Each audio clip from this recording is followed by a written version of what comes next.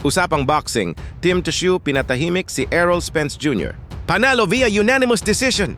Mga kaboxing, isa na namang malaking laban ang natapos at maraming fans ang nagulat sa naging resulta.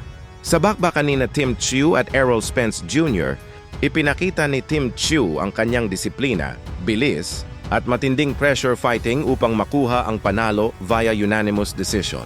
Sa unang mga round, naging maingat ang dalawang boksingero. Sinubukan ni Errol Spence Jr. na gamitin ang kanyang karanasan at matitinding jabs para kontrolin ang distansya. Ngunit hindi na tinag si Tim Tszyu. Habang tumatagal ang laban, mas naging agresibo siya at paulit-ulit na pinupuntirya ang katawan at ulo ni Spence. Pagdating ng middle rounds, dito na nagsimulang mangibabaw si Tszyu. Mas marami siyang malilinis na suntok at mas mataas ang work rate kumpara kay Spence. Bagamat may ilang magagandang kombinasyon si Spence, hindi iyon sapat upang maagaw ang momentum sa batang Australian star. Sa championship rounds, sinubukan pang humabol ni Errol Spence Jr. ngunit nanatiling kalmado si Tim Tszyu. Mahusay ang kanyang depensa at patuloy siyang nakakakonekta ng malalakas na combinations hanggang sa huling bell.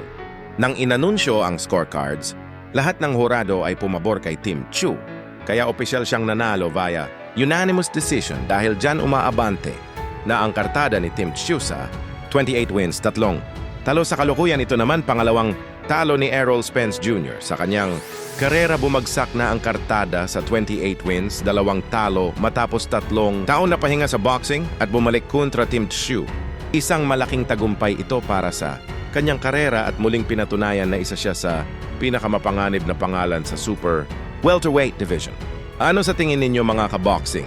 Tama ba ang naging desisyon ng mga hurado? O naniniwala kayong mas dapat pang lumaban si Errol Spence Jr. para sa rematch? I-comment ang inyong opinyon at huwag kalimutang mag-like, mag-share at mag-subscribe para sa mas marami pang usapang boxing latest update.